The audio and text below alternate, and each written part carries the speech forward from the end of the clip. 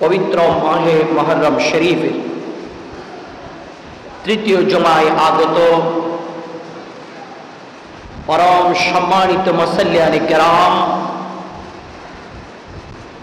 বাবা চাচার সমতুল্য মুরব্বিয়ানে আযম, সকলের প্রতি আন্তরিক শ্রদ্ধা, ভালোবাসা, মোবারকবাদ। আল্লাহ তাআলা জাল্লা শানুহুর দরবারে শুকর গুজার করি, যেই মহান মুনিফ মাওলা আমাদেরকে আজকে পবিত্র জুমার নামাজ আদায় করার সুযোগ দিয়েছেন। সপ্তাহের শ্রেষ্ঠ দিন হচ্ছে পবিত্র জুমার দিন। আল্লাহ তাআলা সেই শ্রেষ্ঠ দিনে আমাদেরকে শ্রেষ্ঠ বান্দা হওয়ার সুযোগ করে দিয়েছেন। সকলে আল্লাহর দরবারে শুকরিয়া আদায় করে বলি আলহামদুলিল্লাহ। সাথে সাথে দরুদ ও সালামের হাদিয়া নজরানা পেশ করি দোনো জাহানের বাদশা নবী, কামলে ওয়ালা নবী, সরওয়ারে কায়নাত নবী কুল শিরোমণি নবী মুহাম্মদুর রাসূলুল্লাহ সাল্লাল্লাহু আলাইহি ওয়াসাল্লামের নূরানি দরবারে মুস্তাফায় সালামি পেশ করি হুজুর সৈয়দুশ শাহাদা, ইমাম দস্ত কারবালা, সুলতান জান্নাত, ইমাম পাক সৈয়দনা হুসাইন রাদিয়াল্লাহু তাআলা আনহু থেকে শুরু করে সমস্ত আহলে বাইত রাসূল, কুল আউলিয়া কিরামের, বুজুরগানে দ্বীনদের নূরানি রূপ পাকে আল্লাহ তাআলা আমাদের প্রেম, ভালোবাসার, শ্রদ্ধার সালামিটুকু তাদের রূহ পাকে বকশিশ করুক। সকলে বলুন আমিন। আর একটু মহব্বত বলুন আমিন। প্রিয় হাজিরিন, আমরা বিগত 2 জুমা মাহে মুহররম মাসে আহলে বাইত রাসূলের ফজিলত এবং আশুরার ফজিলত সম্পর্কে আলোচনা করেছিলাম। আজকেই আমরা বিশেষ করে আহলে বাইত রাসূল সাল্লাল্লাহু আলাইহি ওয়াসাল্লামের ময়দানে কারবালায় গমন করা এবং শাহাদতের জন্য পরিপূর্ণ প্রস্তুতি গ্রহণ করে কারবালার দিকে গমন করা, এ বিষয়ে সবকিছু তো বলা সম্ভব না। সংক্ষেপ করে 2-1টি কথা বলবো। আল্লাহ তাআলা যেন ময়দানে কারবালা থেকে সাইয়েদনা ইমাম হুসাইন রাদিয়াল্লাহু তাআলা আনহুর নূরানি শাহাদত থেকে আল্লাহ যেন আমাদের জীবনের প্রত্যেকটা দিক ওনার শিক্ষায় শিক্ষিত হয়ে সোনালী জীবন গঠন করার তৌফিক আল্লাহ তাআলা দান করুন আমিন। আর একটু মহব্বত বলুন আমিন। আহলে বাইত রাসূল সাল্লাল্লাহু আলাইহি ওয়াসাল্লামের স্মরণে সারা পৃথিবী জুড়ে মুহররম মাসের 1 তারিখ থেকে পুরো মুহররম মাস পর্যন্ত সাইয়েদনা ইমাম হুসাইন রাদিয়াল্লাহু তাআলা আনহুর প্রেম, ভালোবাসা নিয়ে ওনার শাহাদতের বর্ণনা, আহলে বাইত রাসূলের আত্মত্যাগের বর্ণনা উলামায়ে হযরত এবং গোলামে হুসাইনরা করে থাকেন। কারণ না করেও উপায় নেই, যারা করবে তারা ধন্য হবে, তারা দামি হবে। জোরে বলুন না সুবহানাল্লাহ। হযরতে সাইয়েদনা হুসাইন রাদিয়াল্লাহু তাআলা আল্লাহ রাব্বুল আলামিনের কাছে তো প্রিয়, তিনি নবী কুল শিরোমণি নবী মুহাম্মদ রাসূলুল্লাহ সাল্লাল্লাহু আলাইহি ওয়াসাল্লামের এত প্রিয় তিনি, যার শানে কোরআন কারীমে আল্লাহ আহলে বাইত রাসূলের মুহাব্বতে অসংখ্য আয়াত কারীমা নাযিল করেছেন। সুবহানাল্লাহ। তার মধ্যে একটি আয়াত কারীমা হচ্ছে বিসমিল্লাহির রহমানির রহিম, কুল্লা আসআলুকুম আলাইহি আজরান ইল্লাল মাওয়াদ্দাতা ফিল কুরবা। আল্লাহ রাব্বুল আলামিন আল্লাহর প্যারা মেহবুব সাল্লাল্লাহু আলাইহি ওয়াসাল্লামের কাছে বলে, হাবিব কথা আমার বলবেন আপনার নবুয়তের জবানে। সুবহানাল্লাহ বলেন। কারণ কথা আমার, বলবেন আপনার নবুয়তের জবানে। আপনি আপনার উম্মতদেরকে বলেন, তোমাদের নিকট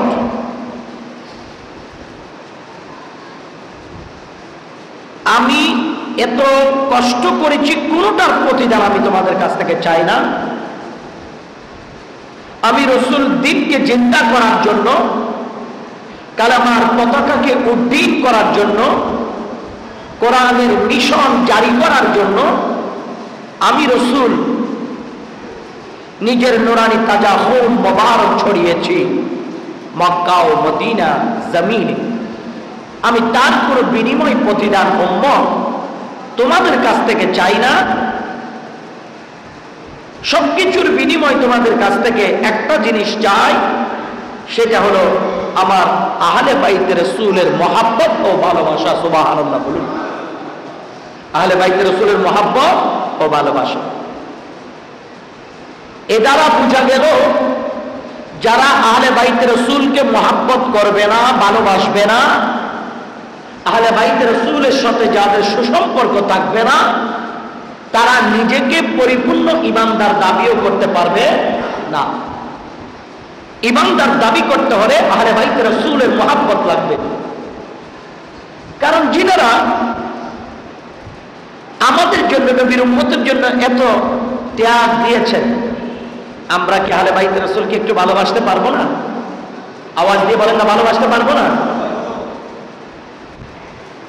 এই ইসলাম জিন্দা করার জন্যই তো ওনার গোটা জীবন কোরবান। কথা বলেন ঠিক কিনা? গোটা জীবন কোরবান করেছে শুধু ইসলামকে জিন্দা করার জন্য। তাইলে আহলে বাইত রাসূল ইসলাম জিন্দা করার জন্য নিজের সপরিবার যদি শাহাদাত বরণ করতে পারে, পিছনে লক্ষ্য ছিল একটা, আমার নানা জানের কিয়ামত পর্যন্ত কোটি কোটি যে উম্মতগুলি আসবে, ওনারা যেন অসত্য, অন্যায়, অবিচার, জুলুম, নিপীড়ন, নির্যাতন, অশাসন এবং আল্লাহ ও রাসূল বিরোধী কোনো কার্যকলাপকে যেন তারা সমর্থন না করে, ঈমানের ক্ষেত্রে যেন তারা নিজের জীবনকে উৎসর্গ করে, এরপরও ঈমান যেন দিয়ে না দেয়। এটা ছিল সাইয়েদনা হুসাইন রাদিয়াল্লাহু তাআলা আনহুর শিক্ষা। সুবহানাল্লাহ বলি। হযরত ইমামে পাক রাদিয়াল্লাহু তাআলা, আল্লাহর প্রিয় নবীর এই কলিজার টুকরো নাতি, যখনই মদিনা শরীফের মধ্যে আল্লাহর হাবিব সাল্লাল্লাহু আলাইহি সাল্লামের নূরানি পর্দা শরীফের পরে নেতৃত্বের লিডার পারসন ছিলেন হযরত হোসাইন বিন আলী, হযরত আব্দুল্লাহ ইবনে জুবাইর, আব্দুল্লাহ ইবনে ওমর, এইভাবে কয়েকজন মদিনায় পাকে লিডার, তার মধ্যে অন্যতম ছিলেন সাইয়েদনা হোসাইন রাদিয়াল্লাহু তাআলা। সুবহানাল্লাহ। সাইয়েদনা হোসাইন রাদিয়াল্লাহু তাআলা উনি এমন একটা জায়গায় প্রাচীরের মতো স্থির ছিলেন, যেটা কিয়ামত পর্যন্ত নবীর উম্মতদেরকে এমন একটা শিক্ষা দিবে, এটা ধরে রাখতে পারলে তোমরা জান্নাতি। সুবহানাল্লাহ বলেন। আর একটু জোরে বলুন না সুবহানাল্লাহ। এটা ধরে রাখতে পারলে তোমরা কি? জান্নাতি। যেমন আপনি দেখেন, আহলে বাইত রাসূলের মহব্বতের ক্ষেত্রে সীমানা লঙ্ঘন করলে কিন্তু তারা রাফেজি হয়ে যায়।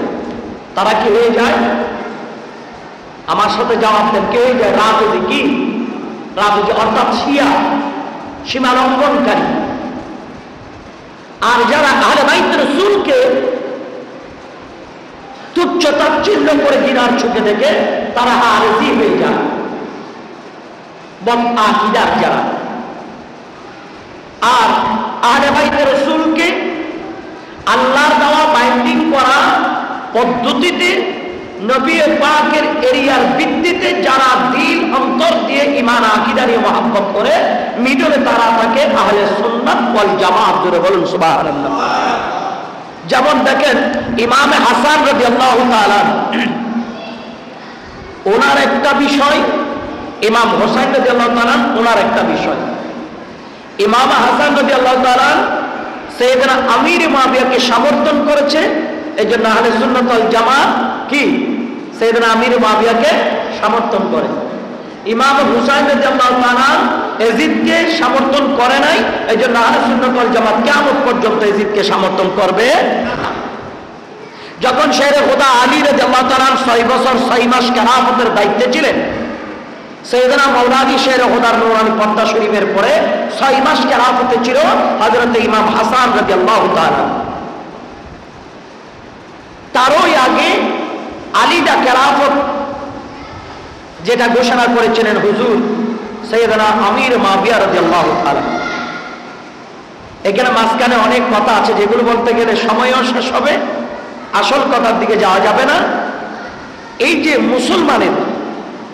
মুসলমানের দুই বৃহৎ দুই দলের মধ্যে আপনার একটি বড় বিভাজন, বড় ধরনের বিভাজন মুসলমানের এই দুই দলের মধ্যে।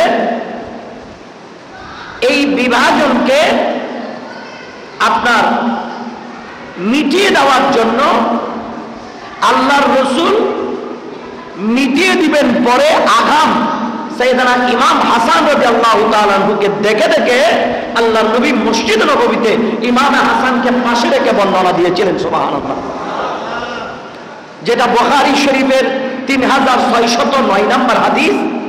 আল্লাহর প্যারা রাসূল সাল্লাল্লাহু আলাইহি ওয়াসাল্লাম আপনার মসজিদ নববীতে নবীজি আলোচনারত অবস্থায় ইমাম হাসান রাদিয়াল্লাহু তাআলা আনহুকে পাশে বসিয়েছেন। একবার আল্লাহর নবী ইমাম হাসানের দিকে তাকায়, আর একবার আল্লাহর নবী মুসাল্লিয়ানে কেরামদের দিকে তাকায়। আল্লাহ রাসূল সাল্লাল্লাহু আলাইহি ওয়াসাল্লাম তাকিয়ে আল্লাহর প্রিয় নবী সাল্লাল্লাহু আলাইহি ওয়াসাল্লাম একটা পর্যায়ে বলেন, ইন্না ইবনি হাযা সাইয়্যিদুন। আমার নবী বলেন নিশ্চয় আমার পুত্র এমন সাইয়্যিদ। রাসূল করিম সাল্লাল্লাহু আলাইহি ওয়াসাল্লাম বলেন তিনি এমন সাইয়্যিদ লাআল্লাল্লাহ আইয়ুসলিহা বিহি বাইনা ফিআতাইনি আযিমাতাইনি মিনাল মুসলিমিন। জোরে বলুন সুবহানাল্লাহ। আমার হাসান এমন সাইয়্যিদ, মুসলমানের বৃহৎ দুইটা দলের দ্বন্দ্বকে আমার এই নাতে হাসান মীমাংসা করে দিবে। সুবহানাল্লাহ। তো মুসলমানের বৃহৎ দুইটা দল কারা ছিল? একটা ছিল হুজুর মাওলায়ে কায়নাত ইমামে আলী মাকামের আব্বাজান শেরে খোদা আলী রাদিয়াল্লাহু তাআলা আনহুর পক্ষে, আরেকটা ছিল হযরত সাইয়েদনা আমির মুআবিয়া রাদিয়াল্লাহু তাআলা আনহুর পক্ষে। এই যে মুসলমানের বড় দুইটা দলকে সাইয়েদনা ইমাম হাসান রাদিয়াল্লাহু তাআলা 6 মাস উনি খেলাফত রেখে সাইয়েদনা আমির মুআবিয়া রাদিয়াল্লাহু তাআলা আনহুকে সমর্থন করে অর্পণ করে দিয়েছেন। চাচা যান, এই খেলাফত আপনাকে বুঝিয়ে দিয়েছি। সুবহানাল্লাহ বলেন, আর একটু জোরে বলেন না সুবহানাল্লাহ। হযরত আমির মুআবিয়া রাদিয়াল্লাহু তাআলা হুজুর সাইয়েদনা হাসান রাদিয়াল্লাহু ইমাম হাসান রাদিয়াল্লাহু তাআলা আনহু থেকে জোর করে খেলাফত নেয়নি। ইনি সজ্ঞানে খুশিতে সাইয়েদনা আমির মুআবিয়া রাদিয়াল্লাহু তাআলা আনহুকে খেলাফত বুঝিয়ে দিয়েছেন। তাইলে এটা বোঝা গেল কি হযরত আমির মুআবিয়া রাদিয়াল্লাহু তাআলা আনহুকে ইমাম হাসান রাদিয়াল্লাহু তাআলা আনহু সমর্থন করেছেন। এজন্য আহলে সুন্নাত ওয়াল জামাত আমির মুআবিয়া রাদিয়াল্লাহু তাআলা আনহুকে সমর্থন করি। আর 61 হিজরিতে ময়দানে কারবালায় ইমাম হুসাইন রাদিয়াল্লাহু তাআলা আনহুকে অনেক ধরনের প্রস্তাব দেওয়ার পরও তিনি সমর্থন করেনি। এই কারণে আহলে সুন্নাত ওয়াল জামাত ইয়াজিদকে সমর্থন করি। কথা বুঝতে পেরেছেন? এই যে রাসূলের সাহাবীকে সমর্থন করা, ইয়াজিদকে ঘৃণা করা, এটা আহলে সুন্নাত ওয়াল জামাতের পরিচয়। এটা আহলে সুন্নাত ওয়াল জামাতের পরিচয়। আর রাসূলের সাহাবীকে ঘৃণা করা এটা রাফেজিদের পরিচয়। হ্যাঁ, আর আহলে বাইত রাসূলকে ঘৃণা করা খারেজিদের পরিচয়। দুই জায়গা থেকে বেরিয়ে এসে মিডল পর্যায়ে এসে সাহাবায়ে কেরাম আহলে বাইত রাসূল দুইজনকে মুহাব্বত করা, এটা আহলে সুন্নাত ওয়াল জামাতের পরিচয়। সুবহানাল্লাহ। এটা আহলে সুন্নাত ওয়াল জামাতের পরিচয়। সাইয়েদনা ইমাম হুসাইন রাদিয়াল্লাহু তাআলা ছিলেন ওই একটা নূরানি জাত। ওই জাত যখন মদিনা মুনাওয়ারার মধ্যে আল্লাহর হাবিব সাল্লাল্লাহু আলাইহি সাল্লামের নূরানি হেরামে পাককে, নূরানি মদিনার হেরামকে যিনি নুরানি পদধূলিতে কদমের ধুলিতে দম্ভ করেছেন, যেদিক দিয়ে ইমাম হোসাইন রাদিয়াল্লাহু তাআলা হেঁটে যাইতেন, ওদিক দিয়ে মানুষ ওনাকে ইস্তেকবালিয়া দেওয়ার জন্য দাঁড়াই থাকতেন। সুবহানাল্লাহ বলুন। নবীর নাতি ইমাম হোসাইন রাদিয়াল্লাহু তাআলা আসতেছেন, নবীর নাতি ইমাম হাসান রাদিয়াল্লাহু তাআলা আসতেছেন। ওনাদের এত মর্যাদা। আপনার একদিন সাইয়েদনা হোসাইন রাদিয়াল্লাহু তাআলা আল্লাহর পেয়ারা রাসূল সাল্লাল্লাহু আলাইহি সাল্লামের নূরানি পিঠ মোবারকে বসে চড়তেছেন, নূরানি পিঠ মোবারকে বসে চড়তেছেন। বসে যখন চড়তেছেন এমন অবস্থায় নি'মাল মারকাবা রাকিবতা ইয়া গোলাম, হঠাৎ করে কিছু লোক বলে, হ্যাঁ হোসাইন, এত দামি বাহনে আপনি বসেছেন। সুবহানাল্লাহ বললেন, বাহন কত দামি। তখন আল্লাহর পেয়ারা রাসূল সাল্লাল্লাহু আলাইহি সাল্লাম বলে, নি'মার রাকিবু হুয়া, বাহন দামি কিন্তু সাওয়ারি তো আর সস্তা না। সুবহানাল্লাহ বলবেন না? তোমরা বাহন যেমনি দামি দেখেছো, বাহনের উপর যে সাওয়ারি বসেছে আমার হুসাইনও তেমন দামি। সুবহানাল্লাহ বলুন। তো সাইয়েদনা ইমামে পাক রাদিয়াল্লাহু তাআলা এই মদিনায় পাকে হাঁটলে সবার ভিতরে একটা আশার বাণী জেগে উঠত, সবার ভিতরে একটা অনুপ্রেরণা জেগে উঠত, সবার ভিতরে একটা মহব্বতের বহিঃপ্রকাশ জেগে উঠত ইমামে পাক সাইয়েদনা হোসেন রাদিয়াল্লাহু তাআলা আনহুকে দেখলে। কারণ সাইয়েদনা ইমাম হাসান রাদিয়াল্লাহু তাআলা আনহুর নূরানি নাভি মুবারক থেকে নিচ থেকে রাসূল করিমের আকৃতি ছিল, সাইয়েদনা ইমাম হোসেন রাদিয়াল্লাহু তাআলা আনহুর নাভি মুবারক থেকে উপরের দিকে আল্লাহর পেয়ারা রাসূল ইসলামের আকৃতি ছিল। সুবহানাল্লাহ। তো দুইজন ইমামে হাসান এবং ইমামে হুসাইন রাদিয়াল্লাহু তাআলা দুইজন এক জায়গায় দাঁড়াইলে সাহাবীরা মন ভরে আওলাদ রাসূল ইমাম হাসান আর হুসাইনের দিকে তাকাই থাকতো। তখন তারা হুবহু আল্লাহর পেয়ারা রাসূলের দৃশ্য ইমাম হাসান আর হুসাইনের ভিতর দেখতে পাইতেন। সুবহানাল্লাহ। সেই ইমাম হুসাইন রাদিয়াল্লাহু তাআলা এই মদিনায় পাকের মধ্যে আছে। এমন অবস্থায় হঠাৎ করে হযরত আমির মুআবিয়া রাদিয়াল্লাহু তাআলা যখন ইন্তেকাল করেছেন, তখন দেখা গেল আমির মুআবিয়া রাদিয়াল্লাহু তাআলার নেতৃত্বে আপনার মদিনা শরীফের যিনি গভর্নর ছিল ওনার কাছে চিঠি পাঠিয়ে বলেছেন, হে ওয়ালিদ ইবনে উকবা, আমার আব্বাজান আমির মুআবিয়া রাদিয়াল্লাহু তাআলা ইন্তেকাল করেছে, এখন এই ঘোষণাটা আপনি সব জায়গায় দিয়ে দেন এবং মদিনায় পাকের মধ্যে লিডারশিপ যারা, যাদের নেতৃত্বে সবাই মানে, যারা আলে রাসূল হোসাইন বিন আলী, আব্দুল্লাহ ইবনে ওমর, আব্দুল্লাহ ইবনে জুবাইর, এদেরকে আপনি এই বার্তাটা পৌঁছান এবং তাদেরকে বলুন আমাকে যেন তারা খলিফা আমিরুল মুমিনিন হিসেবে মেনে নেয়, ঘোষণাটা তাদের কাছে দিয়ে দেন। নাউজুবিল্লাহ বলেন, আর জোরে বলেন না নাউজুবিল্লাহ। সাইয়েদনা হোসেন রাদিয়াল্লাহু তাআলা আনহুকে যখন এই ওয়ালিদ ইবনে উকবা যখন ডাকার জন্য পাঠিয়েছেন, তখন উনি বললেন, ঠিক আছে তুমি যাও আমি যাব, তুমি যাও আমি যাব। ইমামে পাক সাইয়েদনা হোসেন রাদিয়াল্লাহু তাআলা আনহু গেলেন কোথায়? মদিনা শরীফের গভর্নিং ভবনে। যাওয়ার পরে হযরত হোসেন রাদিয়াল্লাহু তাআলা আনহুকে সালামি পেশ করলেন। সালামি পেশ করার পরে ইমামে পাক সাইয়েদনা হোসেন রাদিয়াল্লাহু তাআলা আনহুকে বলছে, হুজুর সাইয়েদনা আমির মুআবিয়া রাদিয়াল্লাহু তাআলা আনহু ইন্তেকাল করেছে।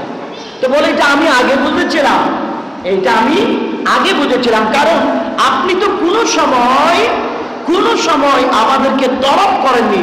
হঠাৎ করে যখন আমাদেরকে তলব করেছেন তখন সেটা আমি হুসাইন, আব্দুল্লাহ ইবনে ওমর, আব্দুল্লাহ ইবনে জুবাইর আমরা বুঝতে পেরেছি নিশ্চয় গভর্নর মহোদয় যখন আমাদেরকে তলব করেছে আজকে বোধহয় আমির মুআবিয়া রাদিয়াল্লাহু তাআলা আনহু ইন্তেকাল করেছে, আমরা বুঝতে পেরেছি। ঠিক আছে, ইন্না লিল্লাহি ওয়া ইন্না ইলাইহি রাজিউন। এবার বলুন কি অবস্থা? কৌশল বিনিময় করার একটা পর্যায়ে বলছে, হুজুর সেই এজিদ একটা প্রস্তাব দিয়েছেন, আপনি এবং আব্দুল্লাহ ইবনে ওমর, আব্দুল্লাহ ইবনে জুবাইর আপনারা যেন এজিদকে আমিরুল মুমিনিন হিসেবে স্বীকৃতি দেন, ওনার হাতে যেন বায়াত গ্রহণ করেন। আপনি এবং আপনার সহযোদ্ধা যারা ওনারা যদি সমর্থন করেন, ওনার জন্য খেলাফতের রাস্তা ক্লিয়ার হয়ে যাবে। যেটা মুলুকিয়ত, খেলাফতের রাস্তা কি হয়ে যাবে? ক্লিয়ার হয়ে যাবে। আপনি একটু মেহরবানি করে এই প্রস্তাবটুকু আপনাকে দিয়েছি। সাইয়েদনা ইমাম হুসাইন রাদিয়াল্লাহু তাআলা আনহু বলে, ওয়ালিদ ইবনে উকবা, আপনি তো আমার নানা জানকে চিনেন, আপনি আমার নানা জানকে চিনেন, তো আমি সেই নানা জানের উম্মত যেই নানা জানের পিঠ মুবারকের মধ্যে উঠে নাড়ি বুড়ি উঠিয়ে দিয়েছে। নানা জান সিজদায় পড়ে উম্মতকে বলে নাই, আল্লাহর দ্বীনকে বলে নাই, সেই নানার উম্মত হয়ে কেমনে একজন জালিমকে সমর্থন করে? এটা কি আদৌ কি সম্ভব? এটা সম্ভব না, এটা সম্ভব না। আমি হুসাইন রাদিয়াল্লাহু তাআলা আনহু চলে যাচ্ছি। সাইয়েদনা ইমাম পাক ওয়ালিদ ইবনে উকবাকে কথা বলার পরে বাজান ওয়ালিদ ইবনে উকবাবের সাইয়েদনা হুসাইন রাদিয়াল্লাহু তাআলা গভর্নিং ভবন থেকে বের হয়ে গেলেন। আমার বাজান আরেকজন যিনি ডেপুটি গভর্নর ছিলেন মারওয়ান, ইনি বললেন, হ্যাঁ গভর্নর মহোদয়, আপনি তো জানেন নিশ্চয় ইমাম হুসাইন এক জবানে যেটা বলে সেটা, কিন্তু এই মুহূর্তে আপনি এভাবে পাশে পেয়ে গভর্নিং ভবনের ভিতরে ঢুকি এইভাবে উনি ক্যান্সেল করে চলে যাচ্ছে, আপনি তাকে ছেড়ে দিলেন, আর তো পাওয়া সম্ভব না। যখন আপনার প্রস্তাবটা মেনে নেয় নাই, প্রয়োজনে আপনি গারদান আলিদা করে দিতেন। নাউজুবিল্লাহ। আর একটু জোরে বলেন না নাউজুবিল্লাহ। সাইয়েদনা ইমাম হুসাইন রক্তচক্ষুকে অপেক্ষা করে ইমাম হুসাইন দেখে দেখে বলে, হ্যাঁ কিরকিটির বাচ্চা কিরকিটি, কি বলো? রক্ত পিপাসুর বাচ্চা রক্ত পিপাসু, তোমার বাবাও রক্ত পিপাসু, তুমিও রক্ত পিপাসু, এটা কি বলো? এই কথা বলে ইমামে আলী মাকাম সাইয়েদনা হুসাইন রাদিয়াল্লাহু তাআলা গভর্নিং ভবন থেকে বের হয়ে গেলেন। বের হয়ে যাওয়ার পরে যারা মদিনায় পাকে আহলে বাইতে রাসূল ছিল, মুহিব্বানে রাসূল ছিল, সবাইকে নিয়ে বসেছেন। সবাইকে নিয়ে বসে বললেন, এইভাবে প্রস্তাব দিয়েছে আব্দুল্লাহ ইবনে জুবাইর। আব্দুল্লাহ ইবনে ওমর বললেন, হুসাইন হুজুর, আমরা তো বলেছিলাম ওবাইদুল্লাহ জিয়াদের এবং ইয়াজিদের নির্দেশে হযরতে ওয়ালিদ বিন উকবা আপনাকে এই কথা বলবে, আপনাকে না যেতে বলেছিলাম, আপনি কেন গেলেন? না না, আমি ইমামুল আম্বিয়ার নাতি, আমি তো এভাবে চুরের মতো পলায়ন করে থাকতে পারি না, বাঘের মতো হুঙ্কার দিয়ে সত্তর পানিগুলো তুলে রাখবো। আমি আলে বাইতে রাসূল, আমি আমার প্রস্তাবখানা ক্লিয়ার করে আসলাম, এবার তোমরা বলো এই মদিনায় পাকে নিরাপদ কিনা? আমরা না না, আমার মনে হয় নিরাপদ না। আমরা যদি মদিনার জমিনে থাকি, মদিনার পবিত্র হেরাম খানা রক্তে লাল হয়ে যাবে। আমার নানা জানে রক্ত মাখা প্রতিষ্ঠিত ইসলামের উপর আঘাত এসে যাবে। না না, আমার নানা জান মদিনার রওজা শরীফের মধ্যে কষ্ট পেয়ে যাবে, এখানে থাকবো না। নানা জানের নূরানি দরবারে মুস্তাফায়ে সালামি পেশ করে নানা জানকে বলে, নানা জানের রওজা শরীফ থেকে বিদায় নিয়ে চলো চলো আমরা সবাই মিলে মদিনার পবিত্রতা রক্ষা করে মক্কা মুআজ্জামার দিকে রওনা হয়ে যাই। আমরা যেন মক্কা মুআজ্জামার দিকে রওনা হয়ে যাই। আমার বাজান সব মুহিব্বানে রাসূল, সব আওলাদ রাসূল আল্লাহর প্যারা হাবিবের নূরানি রওজা মুবারকে সালামি পেশ করলেন। আল্লাহর নবীকে সালামি পেশ করে মক্কা মুআজ্জামার মধ্যে চলে গেলেন। মক্কা মুআজ্জামা যাওয়ার পরে এখন কুফার মানুষগুলো খবর পেয়েছেন ইমামে হুসাইন মদিনাতে নাই, এজিদের সাথে দ্বন্দ্ব হবে, এজিদের সাথে মোকাবেলা হবে। এই জন্য হুসাইন মদিনার জমিন ছেড়ে মক্কা শরীফে এসেছেন। আমরা তো হুসাইনের আব্বাজান শেরে খোদা আলীর বড় আশিক ছিলাম, আমরা বড় আশিক ছিলাম। গ্রহণ করলেন। আমরা ইমামে হুসাইনকে আহ্বান জানাই, উনি যেন কাল বিলম্ব না করে মক্কা শরীফ ছেড়ে দিয়া কুফার জমিনে যেন রওনা হয়ে যায়। আমরা সকলে দলে দলে ইমামে হুসাইনের হাতে বায়াত নেব। সুবহানাল্লাহ। আমার বাজান এই সিদ্ধান্তের পরে একের পর এক চিঠি হযরত ইমামে হুসাইন রাদিয়াল্লাহু তাআলা আনহুর কাছে আসা শুরু করলেন। এক একটা চিঠির বক্তব্য করুন করুন চিঠি। এক একজন নবীর সাহাবীরা এই চিঠি লিখেছেন, স্বাক্ষর করেছেন, সবাই সমর্থন করেছেন। 150, কোন রাওয়ায়াতে আছে 1200।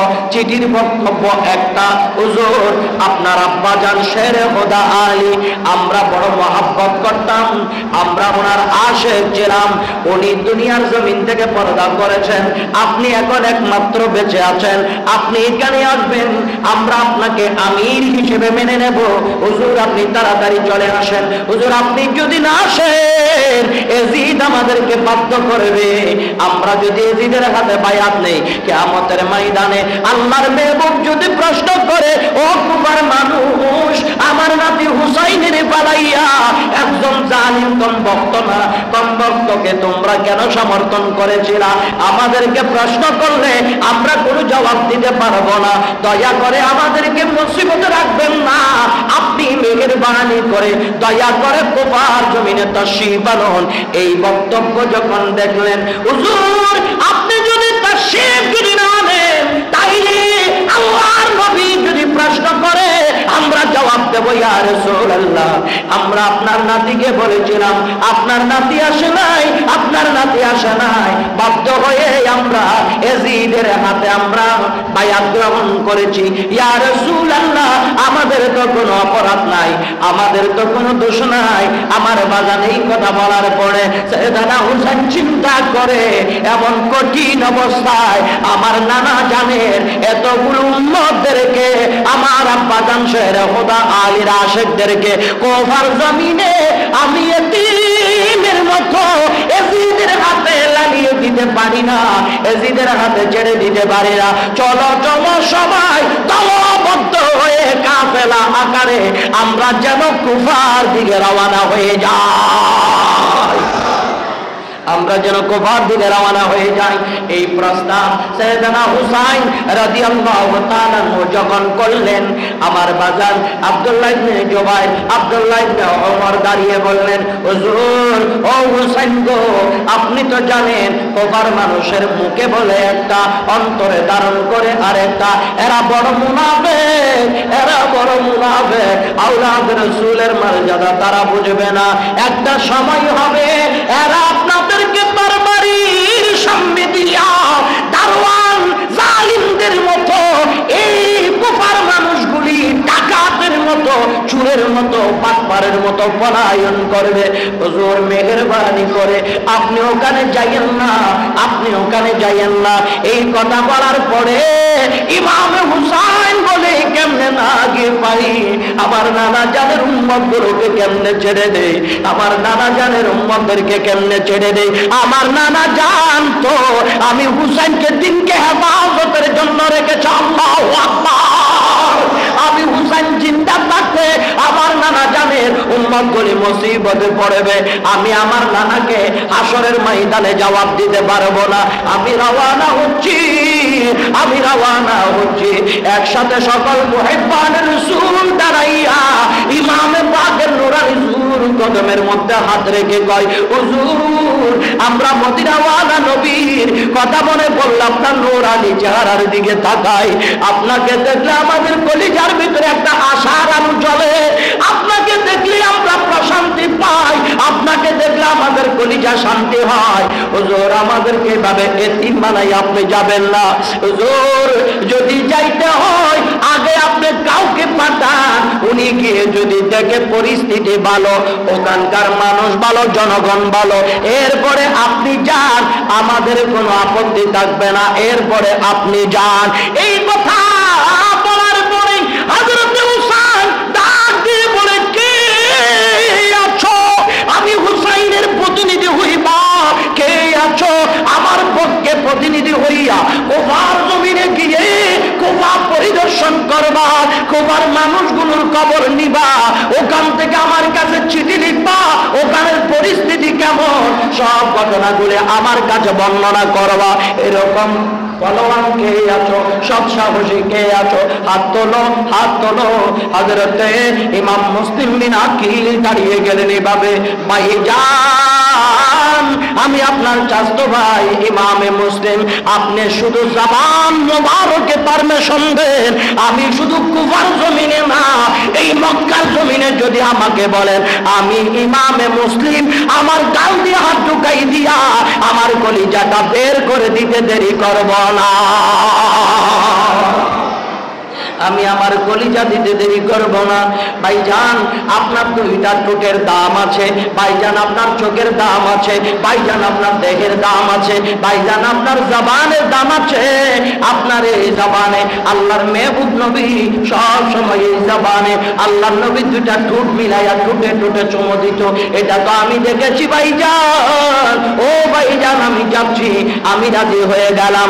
আমার বাজার এবার ইমামে মুসলিম রাদিয়াল্লাহু তাআলা কুফার জমিনে চলে যাবে।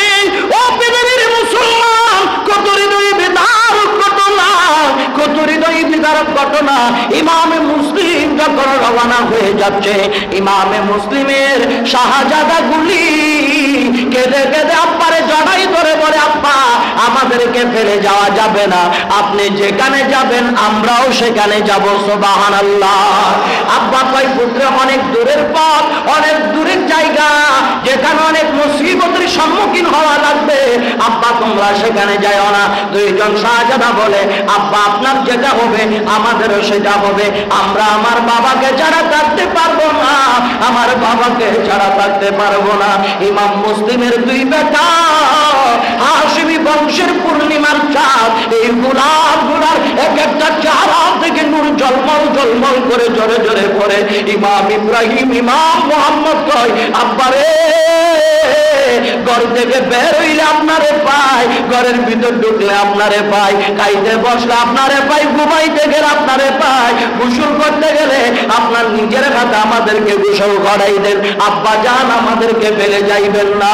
আব্বা জান ইমামে মুসলিম বলে, বেটা ইব্রাহিম, ও বেটা ইমাম মোহাম্মদ, চলো চলো, আজকে তো বড় বাধা আমার দিয়ে দিলা, আমাকে বড় বাধা দিয়ে দিলা, আমি তো এই মুহূর্তে তোমাদেরকে ফেলে যাইতে পারবো না। প্রয়োজন যদি হয়, কুফার মাটিতে যদি আল্লাহর মেহবুবের দিদারে চলে যাইতে হয়, আমরা বাপ বেটা একসাথে ইমামে হুসাইনের মহব্বতে শাহাদত বরণ করে নেব। আল্লাহু আকবার। ইয়া রাসূলুল্লাহ সাল্লাল্লাহু আলাইহি ওয়াসাল্লাম, ইয়া রাসূলুল্লাহ মুস্তাকিম, আমরা বাপ বেটা একসাথে শাহাদত বরণ করব। চলো। আমার আব্বা জান ইমামে মুসলিম ছোট্ট জাদুমণি দুই শাহজাদাকে নিয়ে চলে যাচ্ছে। ভাইজান মনে করবেন এমনি কারবালার ঘটনা, এগুলা এমনি কারবালার ঘটনা না, না এমনি কারবালার ঘটনা না। সাইয়েদনা মাওলা হুসাইন জানে কারবালার ময়দানে ইমাম মুসলিম শাহাদত বরণ করবে। কারবালার ময়দান থেকে ইমাম মুসলিম ফিরে আসতে পারবে না। আল্লাহর নবীর ভবিষ্যৎবাণী আছে, ওই কারবালার ময়দানে আওলাদ রাসূলের রক্তগুলো চুষে চুষে পান করবে, জিদিরা রক্তগুলি চুষে চুষে পান করবে। সব জানার পরও আওলাদ রাসূল এক পায়ে খাড়ায়া আমার বাজান কুফার দিকে রওনা হচ্ছে, একমাত্র প্যারা রাসূলের উম্মতদেরকে যেন আল্লাহর জান্নাতের রাস্তাটা দেখাই দিতে পারে। ইমামে মুসলিমের দুই শাহজাদা নিয়া কত দূরের পথে বাবা ইমামে মুসলিম যাচ্ছেন। ওবার জমিনে যখন গেলেন, যাওয়া মাত্র মুক্তার সকবি নামে ওই কোবার যেই মানুষটা, ওই মানুষটার ঘরে গিয়ে আশ্রয় নিলেন। আশ্রয় নেওয়ার পরে এলান হলো, ইমামে হুসাইন প্রতিনিধি ইমাম মুসলিমকে পাঠিয়েছে। কোবার চতুর্দিক দিয়ে মানুষগুলি দৌড় মেরে মেরে আসে, লাইন ধরে ধরে আসে। আসার পরে এক একজন সাইয়েদনা ইমাম মুসলিমের হাতে হাত রেখে বায়াতে সুন্নাত গ্রহণ করে নিচ্ছেন। আমার বাজান এভাবে বায়াত নিতে নিতে দেখা যায় প্রায় 40,000 কুফার মানুষ ইমাম মুসলিমের হাতে বায়াত নিয়ে ফেলেছেন। এর ভিতরে এত বড় হৃদয় ভাঙা কলিজা ছিঁড়া ঘটনা ঘটে যাবে কেউ তো জানে না। এই বায়াত যে ইমাম মুসলিমের জন্য তো কাল হয়ে দাঁড়াইবে কেউ তো জানে না। ইমামে মুসলিমের পক্ষে যখন এভাবে বায়াতের রুলস জারি হয়ে গেল, লাইনে লাইনে যখন সবাই ইমাম মুসলিমের হাত ধরা শুরু করলো, এদিক দিয়ে এজিদি যারা, এজিদিরা তো আর সইতে পারে না, এজিদিরা আবার ষড়যন্ত্র করা শুরু করলেন। গভর্নরকে গিয়ে বলে তাড়াতাড়ি দামান ইমাম মুসলিমকে, আবার এজিদের কাছে চিঠি পাঠাইয়া বলে তাড়াতাড়ি দামান ইমাম মুসলিমকে, আপনার গভর্নরকেও দামান। এই কোবার মাটি শূন্য হয়ে যাবে, সব হুসাইনের দলে চলে যাবে, আপনার দলে একজনও থাকবে না। আপনার দলে একজনও থাকবে না, তাড়াতাড়ি পদক্ষেপ গ্রহণ করুন। আব্বাজান ওই কথা বলার পরে এখন যিনি গভর্নর ছিল হযরত নোমান বিন বশির, নোমান বিন বশিরকে এজিদের কয়েকটা ছেলেপেলা গিয়া কয়, ও গভর্নর আপনি কি জানেন না আপনি এই গভর্নিংগিরি কার মাধ্যমে করেন? এজিদের। তাইলে এজিদের বিপক্ষে যে এভাবে বায়াত নেওয়া হচ্ছে ইমাম হোসাইনের পক্ষে, বাধা দিচ্ছেন না কেন? তখন নোমান বিন বশির বলে, আমি এজিদের পক্ষ নিতে গিয়া আওলাদ রাসূলের বিপক্ষে কথা বলতে পারবো না। আওলাদ রাসূলের বিপক্ষে বললে দুনিয়া আখিরাত আমার বরবাদ হয়ে যাবে। আমি একটা গদির জন্য, আমি একটা সিংহাসনের জন্য নবীর বংশকে কষ্ট দিতে পারবো না, নবীর কলিজায় আগুন জ্বালাই দিতে পারবো না। তোমাদের যা ইচ্ছে তা করো, আওলাদ রাসূলের মিশন জারি করে রাখবে। সুবহানাল্লাহ। আব্বা জান আমার, এবার দেখা গেল এখানে নোমান বিন বশিরকে কোনো রকম কথা বলে কোনো রকম পড়াইতে পারে নাই। এবার সিদ্ধান্ত নিলেন, না না আমরা সরাসরি দামেস্কে চলে যাব, এজিদের সাথে বলবো, এজিদকে সব ভেঙে ভেঙে বলবো। দামেস্কে চলে গেলেন। এজিদের দোসরেরা এজিদের কাছে গিয়ে বললেন, হ্যাঁ এজিদ, আপনার আব্বা জানকে আমরা বড় ভালোবাসতাম, আপনাকেও ভালোবাসি, আপনি তো খবর নেন নাই মনে হয়। ওভার গভর্নরই যাকে দিয়েছেন এই স্বজন প্রীতি করছে, ইনি আওলাদ রাসূলকে বাধা দিচ্ছে না। পুরা কুফার জমিনে সব মানুষগুলি লাইনে লাইনে হোসাইনের পক্ষে বায়াত নিয়ে নিয়েছে। তাড়াতাড়ি বাধা প্রদান করুন, তাড়াতাড়ি বাধা প্রদান করুন, আর না হয় কুফার জমিন আপনার হাতে থাকবে না। এখন এজিদ চিন্তা করলেন কাকে দেওয়া যায়, তারে সরাই কাকে বসা যায়, কে কঠোর হস্তে দমন করবে এরকম কে আছে। হঠাৎ করে চিন্তা করে দেখলেন ওবাইদুল এজিদের চাচাতো ভাই ওবাইদুল্লাহ জিয়াদ। ওবাইদুল্লাহ জিয়াদকে বলে, ওবাইদুল্লাহ জিয়াদ তাড়াতাড়ি আমার কাছে আসো, তুমি এসে কথা শোনো। সব কথা বুঝিয়ে দিয়েছেন, তুমি বসরার গভর্নরই তোমার ভাই ওসমান বিন জিয়াদের হাতে বুঝাই দিয়া ভারপ্রাপ্ত গভর্নর বানাইয়া তুমি এটার গভর্নর থাকবা, কুফার গভর্নর হইবা। 500 জন সৈন্য সেনা দলবল লইয়া তুমি কুফার দিকে রওনা হয়ে যাও। নাউযুবিল্লাহ। এই 500 জন দলবল নিয়ে কুফার দিকে রওনা হচ্ছে কি জন্য? হকের বিরুদ্ধে লড়াই করার জন্য, ইনসাফ প্রতিষ্ঠার জন্য নয়, ন্যায় প্রতিষ্ঠার জন্য নয়, আওলাদ রাসূলের বিরোধিতা করার জন্য। আমার বাজান এবার কুফার দিকে রওনা হলেন। যেতে যেতে কাদেসিয়া নামক জায়গায় গিয়ে দেখতেছেন কুফার রাস্তা যেটা আছে, ওই কুফার রাস্তায় দুই দিক দিয়ে ইমাম হুসাইনকে, দুই দিক দিয়ে ইমাম মুসলিম চিঠি দিয়েছিলেন, ভাইজান আর দেরি করা যাবে না, কুফার মানুষ আমাকে পেয়ে পাগল হয়ে গেল, আমি তো হুসাইন না, আমি হুসাইনের প্রতিনিধি, আপনাকে পাইলে মনে হয় কুফার মানুষগুলি কলিজা ছিঁড়ে দিয়ে দিবে। ইমামে পাক চিঠি পাইয়া ইমামে পাক রওনা হলো। এদিক দিয়ে কুফার মানুষগুলি সব সময় অপেক্ষায় আওলাদ রাসূলকে ইস্তেকবালিয়া দিবে, আওলাদ রাসূলকে রিসিপশন দিবে। ওবাইদুল্লাহ জিয়াদ দেখতেছে সব মানুষগুলো আল্লাহর নবীর কন্যা মা ফাতেমার কলিজার টুকরো নয়নের মণি ইমামে হোসাইনকে রিসিপশন দিবে। আমার যেই চেহারা এটা তো হোসাইনের সাথে কোনো মিল নাই, আমার যেই কণ্ঠ এটা তো ইমামে হোসাইনের সাথে কোনো মিল নাই, আমার যেই পোশাক এটা তো হুসাইনের সাথে কোনো মিল নাই। আমাকে যদি তারা চিনতে পারে তাইলে জায়গার মধ্যে দাফন করে ফেলবে। এখন আমাকে কৌশল অবলম্বন করা লাগবে। কৌশল কি করলো? এই ওবাইদুল্লাহ জিয়াদ 500 জন মানুষকে এক জায়গায় রেখে বলে, সবাই যাবার দরকার নাই, অনলি করো 17 জন মানুষ আমার সাথে চলো। আর আমার পোশাকটা পাল্টাই নেই, পোশাক পাল্টাইয়া 17 জন সৈন্য সেনা নিয়া মাথার মধ্যে গোমরা দিয়া ওবাইদুল্লাহ জিয়াদ আবার কুফার রাস্তায় ঢুকলেন। কুফার রাস্তায় ঢোকার পরে কুফার মানুষ মনে করেছে এটা ইমাম হুসাইন আসতেছে, হোসেন বিন আলী মনে করে সবাই সালাম দিচ্ছে, আসসালামু আলাইকা ইবনে রাসূলুল্লাহ, সালাম দিচ্ছে, ও আওলাদ রাসূল আপনাকে সালাম, ও আওলাদ রাসূল আপনাকে সালাম। এই জবান খুলে এক শব্দের জন্য উত্তর দেয় না, কারণ জানে হুসাইনের কণ্ঠ এবং ওবাইদুল্লাহ উবাইদুল্লাহ জিয়াদের কণ্ঠের মধ্যে আসমান জমিন পার্থক্য আছে, ঠিক কিনা? হুসাইনের কণ্ঠের মধ্যে লুৎফ জোরে, হুসাইনের কণ্ঠ দিয়ে আযান দিলে মানুষ দিওয়ানা হয়ে যায়, হুসাইনের কণ্ঠে কথা বললে মানুষ পাগল হয়ে যায়, হুসাইনের কণ্ঠে তিলাওয়াতে কোরআন যদি বের হয় নবীর সাহাবীরা পাগল পাড়া হয়ে যায়। আর উবাইদুল্লাহ জিয়াদের কর্কশ কণ্ঠ শুনে তো কবার মানুষ চিনবে আমি হুসাইন না, আমি হলাম উবাইদুল্লাহ জিয়াদ। সে সালামের সরাসরি উত্তর প্রদান না করে এমনি ইশারাতে শুধু উত্তর দেয়, ইশারাতে উত্তর দেয়, চেহারাও দেখায় না। এক চেহারা থেকে নূর জ্বরে, আরেক চেহারার মধ্যে জাহান্নামে স্পষ্ট। হুসাইনের চেহারা তো নূরানি চেহারা, এরা দেখলে বুঝতে পারবে চেহারা দেখানো যাবে না, এভাবে ঘুমটা দিয়া চেহারাকে বন্ধ করে ওবাইদুল্লাহ জিয়াদ গভর্নিং ভবনে পৌঁছাইয়া এবার বলে কুমার মানুষ কত দানে কত চাল তোদেরকে দেখাই দেব। আসরের নামাজের পর কুমার জামে মসজিদের সামনে দাঁড়াইয়া কয়, যারা যারা ইমাম মুসলিমের বায়াত নিয়েছো সবাই ইমাম মুসলিমের বায়াত ছেড়ে দাও, নাইলে কাউকে ছাড়া হবে না। নাউজুবিল্লাহ।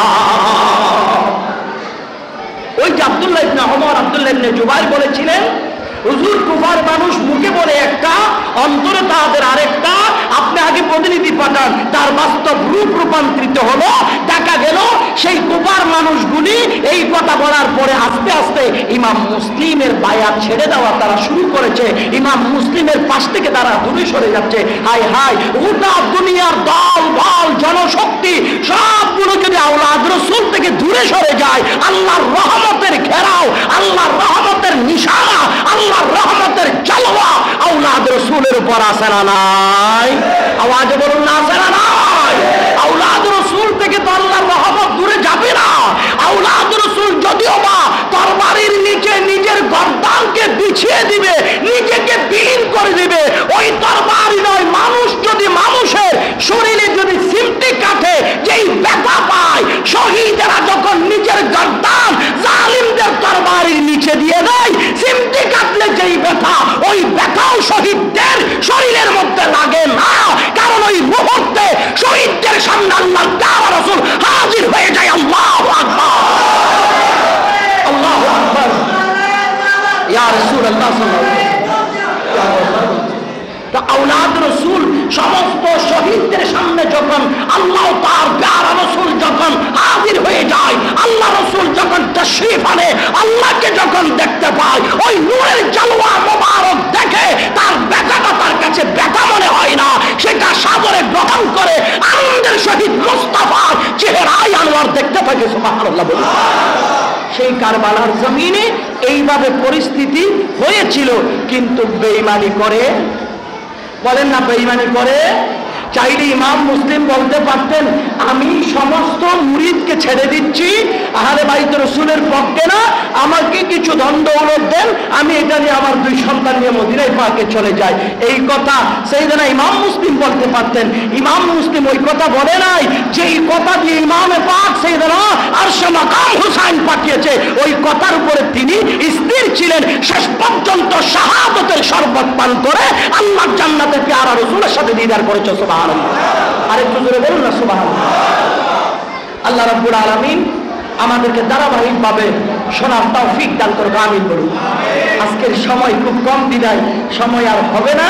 আগামী জুমায় আল্লাহ তাআলা যদি আপনাদেরকে হায়াত দেয়, আমি গুনাহগার করে যদি হায়াত দেয়, এখান থেকে শুরু করবো ইনশাআল্লাহ। আজকে আর সামনের দিকে না বাড়িয়ে